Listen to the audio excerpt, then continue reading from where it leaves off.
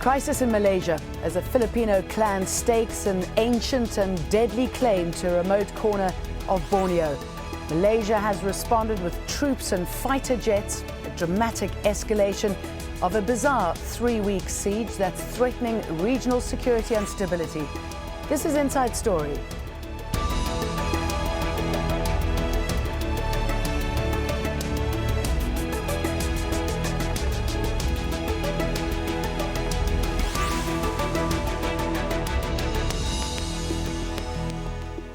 And I'm Jane Dutton. Welcome to the programme. It was a brazen move that appeared to catch the governments of the Philippines and Malaysia off guard. A ragtag group of Filipino rebels pitching up in a seaside village on the island of Borneo and asserting ancestral ownership.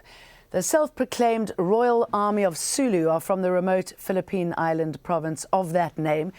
They made the short journey by boat to Borneo Island last month, landing in Lahadatu in Sabah state. The Philippines had urged Malaysia to show maximum restraint in dealing with the armed group, but the killing of a number of policemen has seen Malaysia respond with significant force. Florence Loy is in Sabah state on Borneo Island with the latest. Checkpoints set up to enforce a no-go zone.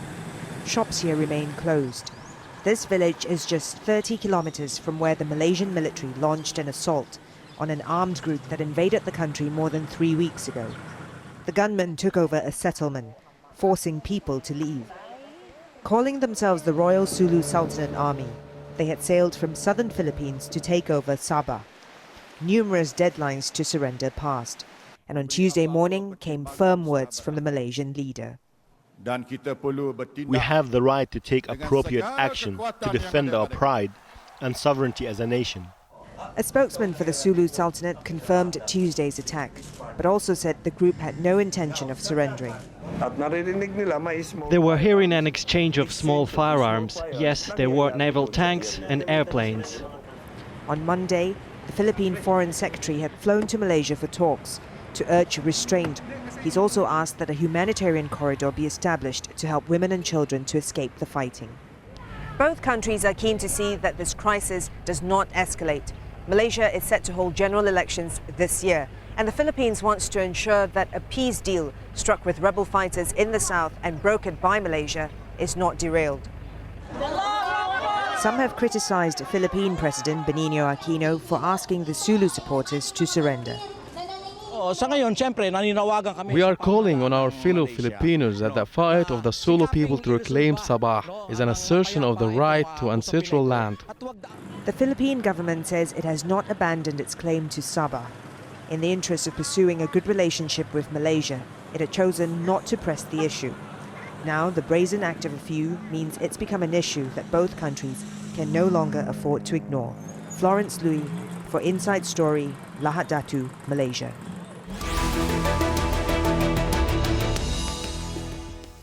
Well, let's bring in our guests from the Malaysian capital, Kuala Lumpur. James Chinn, Professor of Political Science at Monash University and a commentator on Malaysian affairs. In Manila, we have Harry Roque, a law professor from the University of the Philippines. And in our London studios, Lee Jones, a senior lecturer in international politics at Queen Mary and Westfield University and author of the book ASEAN, Sovereignty and Intervention in Southeast Asia. Gentlemen, welcome to all of you.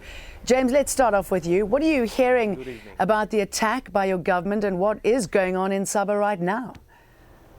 Well, we're not getting the full picture yet. If I'm not mistaken, the army now, the Malaysian army now is doing up mopping up operations. A truer picture will probably come in the next 24 hours. What we do know is that earlier this morning, they launched a full-scale attack to retake all the areas that the Filipinos are staying in, and I expect there'll be more casualties within the next 24 hours. Why do you think they're keeping it so quiet? Part of the reason is because I do not think that they want any information to leak out. As you know, the Filipinos are actually linked and they're actually relaying reports of what's happening on the ground to television stations in Manila. So I think they're trying to keep a tactical advantage by keeping quiet. All right, let's go over to the Philippines then. And Harry, what is it that you're hearing about this and what is your government telling you is going on? Well, not much, no? Primarily because Malaysia has clamped down on the media, no? Which is why my organization, the Southeast Asia Media Defense, has called in Malaysia, no? To honor and respect freedom of expression and freedom of the press, because that's the only way by which the Malaysians and Filipinos will really know what's happening. No? What we do know is that they have resorted to airstrikes, which means that there is now a breach of human rights law, because the use of airstrikes, in my mind, is not proportional and it's not absolutely necessary. And because they used aircrafts also, no, they have also invoked the applicability of international humanitarian law, which now gives the obligation for Malaysian authorities to ensure the principle of distinction, meaning they should only target combatants and not innocent civilians. If they have broken international law, what could the Philippine response be?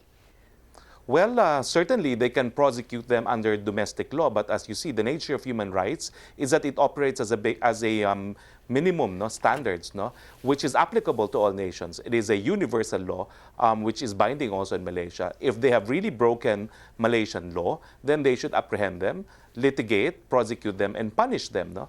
But in my mind, there's also an issue of whether or not they're in fact violating law, because I think there's not much dispute that at some point in time, Sabah was in fact given to the Sultanate of Sulu. And the only controversy is the nature of a contract entered into by the Sultanate of Sulu with Overbeck and Dent, no, of the North Borneo Trading Company, which was a contract of pajak. The Malaysians claim it's a contract of cession, whereas the Filipinos, especially the Tausugs, where the contract was signed, claim it's a contract of lease. And until today, there is a payment of a sum of money to the Sultanate of Sulu, which in my mind is more consistent with a contract of lease. Lee, do you think that's what it's all about? Is it all about this territorial claim, or do you think there are other players benefiting from this?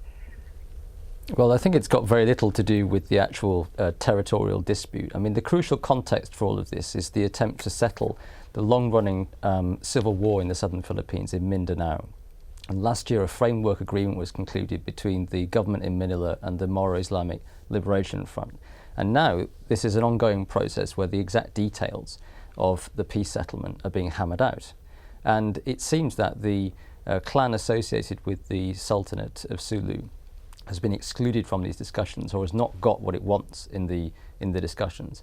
And so it appears to have tried to leverage this ancient claim, which it's been silent on for the last 40 years or so, to try and, I don't know, compel some kind of concessions from Manila, or embarrass the government, or draw attention to its dissatisfaction at its exclusion from the ongoing process. So it has prompted this crisis to try and enhance its own leverage in these talks. And it's a very ill-conceived strategy, and it's gone disastrously wrong. Let's talk a little bit more about this territorial dispute, which can be traced back to the 15th century. Back then, the region was divided into two main sultanates, and in 1658, the Sultan of Brunei gave an area of Borneo Island to the Sultan of Sulu. Borneo later became part of Malaysia, and Sulu part of the Philippines. Come 1878, a British trading company agreed to pay Sulu a nominal lease for Sabah. Years on, Malaysia still pays Sulu some $1,500 a year. Now, modern-day followers of the self-proclaimed Sultan of Sulu, Shamalul Kiram III, are reviving their ancestral right to the region. If Malaysia, James, is paying them a token fee every year, then Malaysia agrees that they have a right to this ownership. Well, I don't think so. I need to reply to what my Filipino colleague was saying about Malaysian breaking international law. I think that's one perspective, but I happen to think that that perspective is wrong. If you look at the chronology of events, it's very clear that the Malaysian authorities, working together with the government in Manila, tried to find a peaceful way out of this. The Malaysian government actually gave the intruders several deadlines to ask them to live peacefully. And every time they were asked to live peacefully, these people refused to do so. The military action against the intruders only took place after they shot and killed 8 policemen on the Malaysian side.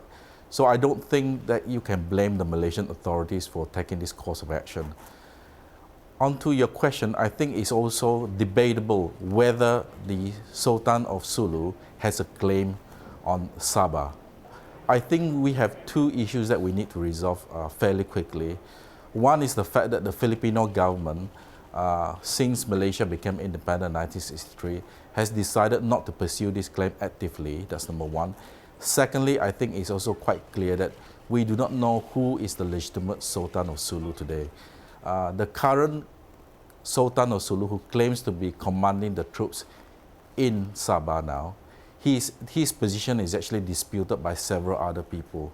The last time I checked, there was about 6 or 7 claimants to be the Sultan of Sulu, and in fact, a few of them are actually living in Sabah currently. I want to tell you about some of the reaction we've been getting on Facebook, which I want to put to you. Napsia1 Saleh says, Malaysia has the right to defend its sovereignty and territorial integrity. The armed Sulu group used sniper fire to kill 6 Malaysian policemen and used mortars to kill 2 Malaysian police commanders. Vincent Lee says, we Malaysians do not tolerate this kind of assault. The question is, how did Malaysian Marine Forces allow them to enter not just once, but continuously, dropping more troops in Sabah? Suzanne Ozkan tells us they should sit down and negotiate a solution for the problem before it escalates into bringing even more civilian deaths. And Kelsey Wilson Cox adds, aircraft strikes and well-formed ground troops versus 200 self-proclaimed soldiers. Yep, that's fair if you live in Syria. Lee, can we assume that they have people to call on in Malaysia to support them, the invaders? Probably not. I mean, as my Malaysian colleague has just pointed out, this is a very fragmented group. There is no one particular sultan. This is a hereditary claim. The sultans do not command a massive popular following, and there are lots of rival claimants. So even if there is some kind of transboundary following, it's also likely to be fragmented among the different claimants. Whatever the reason, James, it's a little bit embarrassing for the Malaysian government, isn't it? It says a lot about the lacks of security, for example. Well, you have to understand that the people living in the southern Philippines, in the Sulu region, they have never really understood the political boundary between Sabah and Sulu. For years now, it has been possible for you to take a boat from the southern Philippines to Sabah without a passport. This has been going on for many, many years. And in fact, if you look back further in history, when the Moro conflict started between southern Philippines against the rulers in Manila, a lot of the fighters were actually using Sabah as a base for operations. So this thing has been going on for the past 30 to 40 years at the very least. So I'm actually not surprised that they found it very easy to come across. Harry, that's a crucial point, isn't that these Sabah fighters were used in the past by the Philippines government. And when it backfired, they allegedly had them killed. And this has borne the fruit for much of the rebellion against the Philippine government. Well, yes, you're referring to the Jabida massacre, no, where the former dictator Marcos apparently was training special commandos, no, to reclaim Sabah. No? But you see, as a result of that incident, Malaysia retaliated by funding all the insurgents in Mindanao seeking to overthrow the government in the Philippines. That's public knowledge in the region. Without Malaysian support, there would not have been the Moro National Liberation Front. There would not have been the Moro Islamic Liberation Front. And that is why I'm very much surprised that the Philippine government actually allowed Malaysia to be part of the peace talks, knowing very well that Malaysia is not a disinterested third party. Many of the diplomats that I know have said that they would have preferred Indonesia, but Malaysia, of course, volunteered to be facilitator. No? But let me correct some of the information that was mentioned by my two colleagues. No? It's not true that the claim is dormant. As late as the late 90s, no, we intervened in the case between Malaysia and Indonesia on Sipadan and Lipadan, precisely because we wanted access to documents that would prove our title to Sabah. And these are the same documents that Malaysia is proving its claim to Sabah and to the two disputed islands. No? And prior to that, Fidel Ramos, no, has always been consistent that he was espousing the claims of the Sultanate of Sulu as far as the proprietary interests are concerned. No? It's only, in fact, in the administration of Noynoy Aquino that the claim has not been actively espoused. And part of it is because of the Malaysian role in the peace talks. What do you think of that, Lee? Well, we need to be clear about what the issue is here. This is not a question of a territorial dispute between two nation states, the Philippines and Malaysia.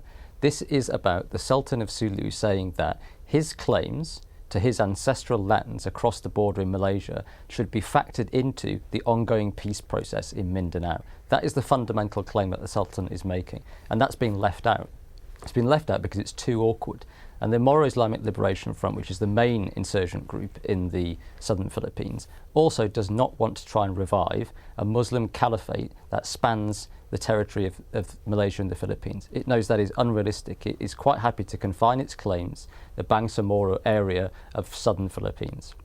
So that is what this dispute is about. It's about subnational groups vying with each other to position themselves for a post-conflict settlement where they can get maximum control, and that it is this weak group, the claimants to Sulu, that are trying to leverage this ancestral claim. And it's the ancestral claim that's dormant. But don't you think leaving out the Sultan in these peace talks, it's clearly backfired now? I mean, Philippines is awash with these Muslim militants, and now they have one more group. Well, I think awash is a massive overstatement. And I don't think that the Sulu group is some kind of Islamic insurgent group either. It's also not true that they've been completely left out. The degree of consultation is questionable. But according to the Moro Islamic Liberation Front, the Sultanate has been consulted on a number of occasions. So to me, I think this is probably more about, as we're seeing the fine detail of the post-conflict settlement being hammered out, you've got to remember that all peace settlements are not just about ending a conflict, they're about setting the distribution of power, control over resources, patronage networks and so on in the post-conflict environment. So this is about a struggle to position themselves in the new post-conflict setting. So that is what this conflict is really about. And the Philippines knows that it has to deal with the major players on the ground, and this rather ragtag group is probably not going to be allowed to spoil the process. James, what do you make of Harry's comments about Malaysia using this for their own gain? At the cost of the Philippines? I'm not sure the Malaysians are using. I doubt it very much. As you know, Malaysia has been in the election mode for the last 2 years, and we have an election coming up next month. So I doubt very much that the Malaysian authorities had a hand in this current intrusion. What I can say is that by getting involved in the Malaysia is peace talks, the Philippines is not going to raise this issue anymore about Sabah's claim to that land. I have to disagree. I think the reason why Malaysia wants to get involved in the peace talks, just like they're currently getting involved with the peace talks in southern Thailand, is simply because they want stability. Malaysia is a country that believes strongly in economic growth, and they know that one of the prerequisites of economic growth is peace and stability. You have to remember that a couple of years ago, there were lots of kidnapping in the Sulu region, and some of the effects spilled over to Malaysia. For example, when there was a kidnapping on the Malaysian island a couple of years ago by Filipino rebels, many Western countries put out travel advisories telling the citizens not to go to Sabah, and the Sabah tourism trade actually collapsed shortly after that. So I think there's lots of economic interest at stake. I just want to come back to what Lee said earlier about people positioning themselves for post-conflict or post-agreement. I think there's an element of truth in it. One of the things they're looking at in the current framework for agreement is that they're looking at massive economic development. When you're talking about massive economic development and creation of an autonomous region in the Mindanao, you're talking about a lot of money pouring into the region, and the new political structure and the new political elites will decide who gets what. And the sort of money we're talking about is a lot of money. The sort of money we're talking about is the sort of money that Mindanao has never seen. So I think there is an economic dimension to the current conflict. Lee, you seem to agree with that? Yeah, that's absolutely right. I mean, we see this in all areas that are transitioning from conflict to peace. We saw it in Aceh, for example, that essentially what the peace negotiations are about is deciding who rules afterwards, who has control over local flows of patronage, resources, political appointments, and so on. And so people are jockeying for position. So what I see this series of rather bizarre incidents really being sparked by is one small player in this not being very happy about the way that the peace process is going, that they're being either excluded or they're not getting enough benefits or whatever. And so that's why they're trying to escalate this long-standing dispute over territory into something more serious and significant. But I can't see it working. The main groups, which are the Philippine government, the Malaysian government, and the Moro Islamic Liberation Front, are not going to allow the Sulu group to derail the process. I think too much is at stake on all sides. But it certainly seems that some parties are taking advantage of this, excuse me, jumping in, because as we've been saying, the issue has come at a critical time for Malaysia and the Philippines. The two nations have much in common, but the Sabah territorial dispute has been a thorn in relations for decades. The neighbours are founding members of the Association of Southeast Asian Nations and share a long history of diplomatic ties. Malaysia has been brokering peace talks between the Philippine government and the largest Muslim rebel group, the Moro Islamic Liberation Front, since 2001.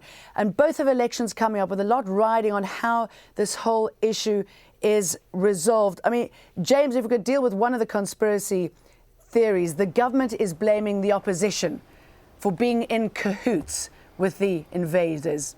Is that a possibility? No, I think that is propaganda by the government. It is quite clear that the opposition was not involved. The other conspiracy theory that's going around on the internet is that this was a conspiracy hatched by the previous Arroyo administration in Manila to embarrass the current president. I don't take this story seriously. But it could work in his favour, couldn't it? I mean, there's talk that he could be calling on a state of emergency and that could delay the elections. Is that possible? It is possible, but he has to pay a very high political price for that. And if he were to declare a state of emergency, he can't declare it for the whole country. He can only declare it for the state of Sabah. Harry, you were going to say something? Yes, well, I think we're reading too much in the framework agreement. No? What I have learned from people who were there in the negotiations is that it was in fact Malaysian authorities that was ramming it. No? And the reason became very apparent after it had been signed. Prime Minister Najib, because there's an election, was claiming credit for it. And more importantly, he was courting the Filipino vote in the crucial state of Sabah. No? In the last elections, there's even an entry on WikiLeaks saying that the UMNO resorted to vote buying in Sabah. No? And now, of course, you hear the same Prime Minister Najib saying that the likes of Anwar Ibrahim is involved in this issue, which of course is incredible. No? I think there's more political gain for UMNO to have Sabah play out in the manner than it is than for Philippine politicians, quite frankly. Harry, what sort of impact do you think this will have on politicians in the Philippines? Many people there felt that the government should have stepped in and protected their nationals. Well, that's true. No, you have to remember, though, that President Aquino does not really have any political risk because he's not standing for election. No? The elections are for the Senate and local officials, not for the president and the vice president. So he doesn't really have much at stake by dealing with this crisis now. And I myself think that he should be doing more, especially now that resort has been had to airstrikes. No? If the Philippine government cannot protect its nationals, who will protect these nationals? No? I think he should do more in preventing further harm and ensuring that both human rights law and humanitarian law are in fact respected by both parties at this point in time. Lee, do you think both countries are going to be mature enough, realizing that they've got too much to lose, to allow this to escalate any further? Well, they already have been. I mean, the Philippine government has basically stood shoulder to shoulder with the Malaysian government on this. So the president on the Philippine side has said that the group should surrender, and anybody in contact with the group should encourage it to surrender unconditionally. The Philippine government is not particularly protesting the rather harsh and brutal way that the Malaysians have chosen to resolve the problem, and that is simply because the relationship with the Malaysian government is too important for the settlement in Mindanao. So Malaysia has been brokering the peace talks for a considerable length of time. Malaysia is the lead group with the international monitoring team, which oversees the ceasefire in Mindanao. So the Philippine government cannot afford to alienate the Malaysian government by allowing this to escalate. But equally, the Malaysian government does not have any interest in having a spat with the Philippine government either. Okay, we're certainly going to be keeping an eye on this and hoping that, Lee, you're absolutely right. Thanks very much for talking to us, all three of you. James, Chinn, Harry, Roque and Lee Jones. And thank you very much for joining us on this edition of Inside Story. If you want to send us your feedback, just email your thoughts to us at insidestory@aljazeera.net. Thanks for watching. Bye for now.